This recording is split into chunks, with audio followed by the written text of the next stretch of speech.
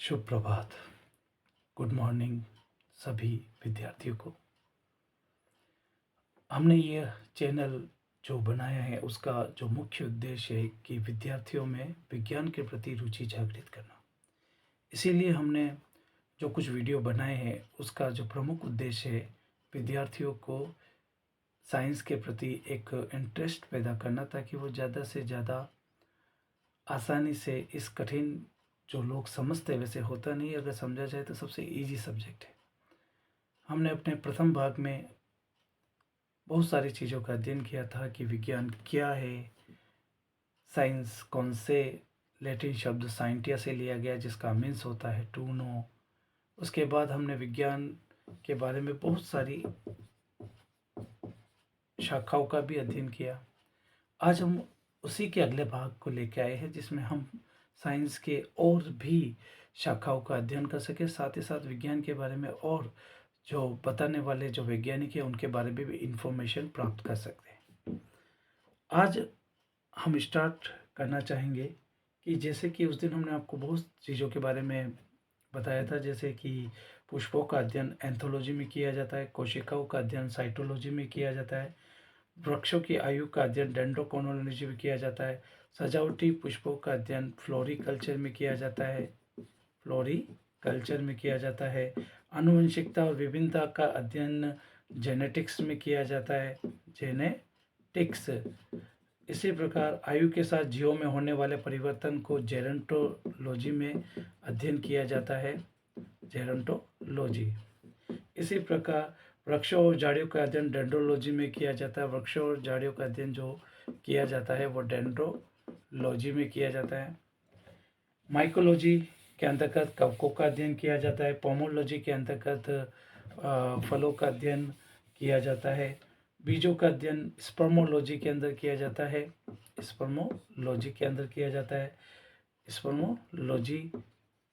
इसी प्रकार फसली पादपों का जो अध्ययन है वो एग्रोनॉमी में किया जाता है, और पादप का वर्गीकरण जो मुख्य है बेटा, पादप का वर्गीकरण वो जो है टैक्सोनॉमी में किया जाता है, टैक्सोनॉमी में। उसी के आगे हम अपना नया भाग जो जोड़ेंगे उसी के बारे में हम आज चर्चा करने का प्रयास करेंगे। सबसे पहले अगर बात की जाए अंतिम भाग के अगला जो हम जोड़े, उससे पहले मैंने आपको थोड़ा सा रिकेप करा दिया कि हमने अपने जो अंतिम भाग था उसमें क्या अध्ययन किया था। इसी प्रकार अगर बात करें बेटा हॉर्टिकल्चर होता है क्या? हॉर्टिकल्चर ये भी एक विज्ञान की शाखा है जिसके अंतर्गत हम अध्ययन करते हैं बेटा वनस्पति संवर्धन का अध्ययन करते हैं, या वनस्पति संवर्धन के संबंधित विज्ञान किसी शाखा में अध्ययन किया जाता है, उसे अपन कहते हैं हॉर्टिकल्चर। इसी प्रकार वनों के विकास का जो अध्ययन है, वनों का विकास, आप तो जानते हैं कि भारत देश ऐसा एक देश है जहाँ पर 70% जो लोग हैं वो, आप जानते हो, फसलों के ऊपर डिपेंड है। फसल भी एक प्रकार के वृक्ष होते हैं, एक आप जानते हो बेटा। तो वनों का विकास का जो अध्ययन है वो जो कहलाता है सेल्वीकल्चर। तो अभी आपको हमने दो शाखाओं के बारे में और जोड़ा। वनस्पति संवर्धन का जो अध्ययन है वो सिल्वीकल्चर, वनस्पति संवर्धन का अध्ययन हॉर्टिकल्चर में किया जाता है, और वनों का विकास का अध्ययन जो है वो सिल्वीकल्चर में किया जाता है। अब आपने बात की होगी कि परागकण जो एक तरह से देखा जाए तो पुष्प के नर युग्मक होते हैं, उसका अध्ययन क्या कहलाता है? जो परागकणों का जो अध्ययन है,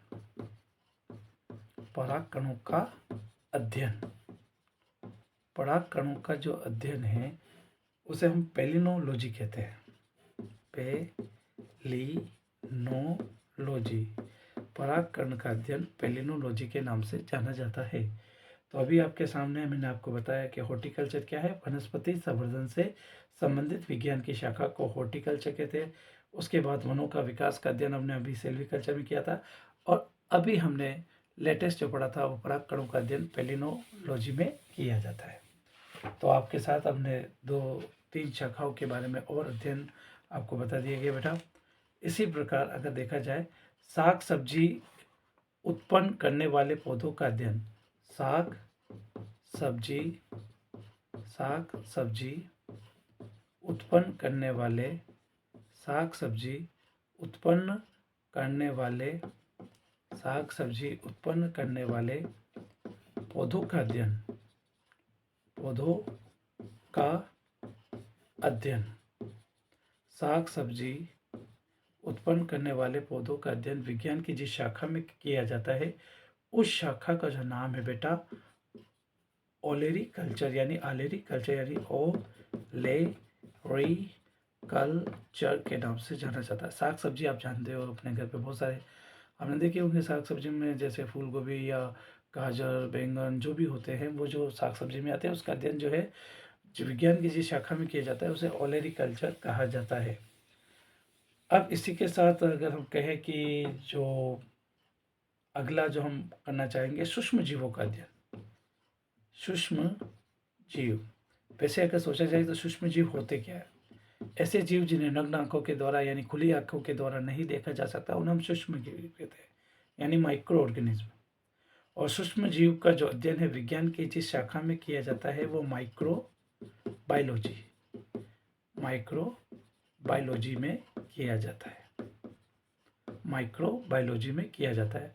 अब सूक्ष्म जीवों को देखने के लिए आपने जिस यंत्र का प्रयोग करते हैं वो आप जानते हो सूक्ष्मदर्शी यंत्र का जो है प्रयोग किया जाता है। यानी कि अभी हमने पढ़ा सूक्ष्म जीवों का जो विज्ञान की जिस शाखा में अध्ययन किया जाता है उसे माइक्रोबायोलॉजी कहते हैं और सूक्ष्म जीवों को देखने के लिए जिस यंत्र का प्रयोग करते हैं उसे सूक्ष्मदर्शी यंत्र कहते हैं। सूक्ष्म जीव क्या होते हैं उसके बारे में भी आपको मैंने बताया कि खुली आंखों के द्वारा जिन जीवों को नहीं देखा जा सकता उन्हें हम सूक्ष्म जीव कहते हैं। इसी के साथ अगला अगर हम अध्ययन करें तो आपने देखा होगा जीव द्रव्य के पृथक्करण, जीव द्रव्य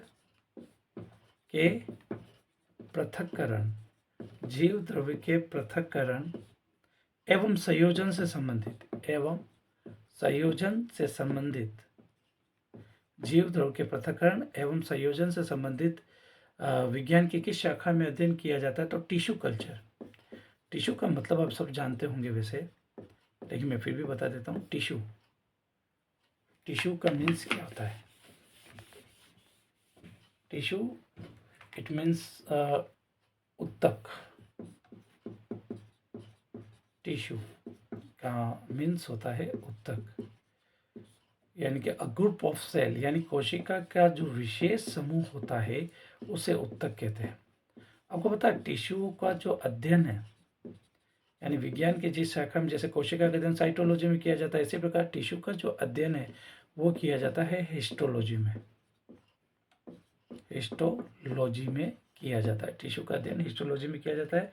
अभी हमने पढ़ा था कि जीव द्रव्य के पृथक्करण एवं संयोजन से संबंधित विज्ञान की जो शाखा है या वनस्पति विज्ञान की जो शाखा है उसे हम टिश्यू कल्चर कहते हैं। अच्छी बात। फल सब्जियों तथा उद्यानों का संवर्धन जो किया जाता है वो हॉर्टिकल्चर में किया जाता है। अब देखो बहुत सारे जो होते हैं बगीचे या बड़े बड़े जो बाग होते हैं उसके अंदर जो फल फ्रूट लगते हैं, तो इसी से संबंधित अगला जो अपना विज्ञान की जो शाखा है वो फल सब्जियों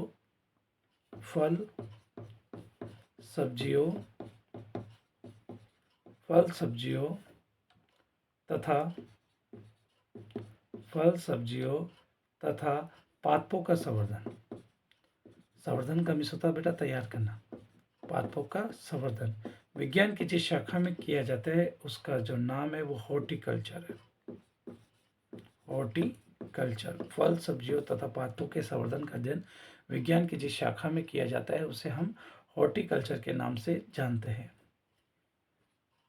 देखो सभी विद्यार्थियों, अगर हम किसी भी सब्जेक्ट को उसकी तन्मयता के साथ अगर हम अध्ययन करेंगे या उसके बारे में समझने का प्रयास करेंगे तो आपके सक्सेस होने की संभावना बहुत अधिक बढ़ जाएगी।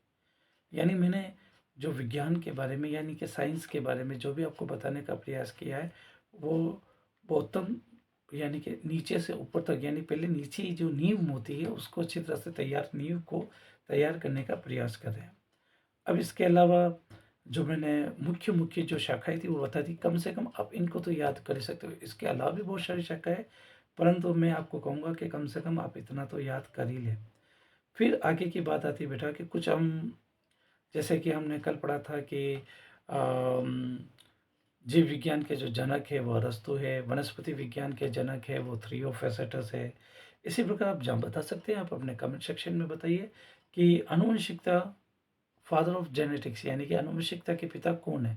तो father of genetics, father of genetics कौन है, आप बता सकते हैं? फादर ऑफ जेनेटिक्स हम कहेंगे Gregor John medal, Gregor John medal, Gregor John medal, father of genetics Gregor John Mendel है।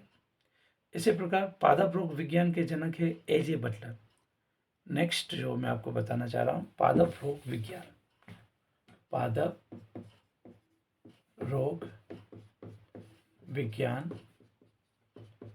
के जनक, पादप रोग विज्ञान के जनक है एजे बटलर। पादप रोग विज्ञान के जनक कौन है बेटा? एजे बटलर, एजे बटलर। इसी प्रकार से मैं आपको और बताने का प्रयास करूंगा कि पादप क्रिया विज्ञान के पितामह कौन है? पादप क्रिया विज्ञान के पितामह, पादप क्रिया विज्ञान के पितामह यानी कि, तो हम इसका आंसर बताना चाहेंगे स्टीफन हेल्स, स्टीफन हेल्स। तो बच्चों, ये मैं छोटी छोटी क्लास के माध्यम से ही आपको बताने का प्रयास करूंगा ताकि आप ज़्यादा समझ सकें। जो आज जो हमने पढ़ा था उसके बारे में एक रिकेप कर देना चाहता हूँ बेटा। वनस्पति संवर्धन से संबंधित विज्ञान की शाखा को हम हॉर्टिकल्चर कहते हैं। वनों के विकास का अध्ययन सिल्वीकल्चर में किया जाता है। परागकणों का अध्ययन पेलिनोबोटनी में किया जाता है। पेलिनोबोटनी, पेलिनोबोटनी में किसका अध्ययन किया जाता है? परागकणों का अध्ययन किया जाता है। इसी के प्रकार मैंने आपको और जानकारी दी थी कि साग सब्जी उत्पन्न करने वाली पौधों का अध्ययन जो किया जाता है वो ऑलेरी कल्चर में किया जाता है, ऑलेरी कल्चर में किया जाता है।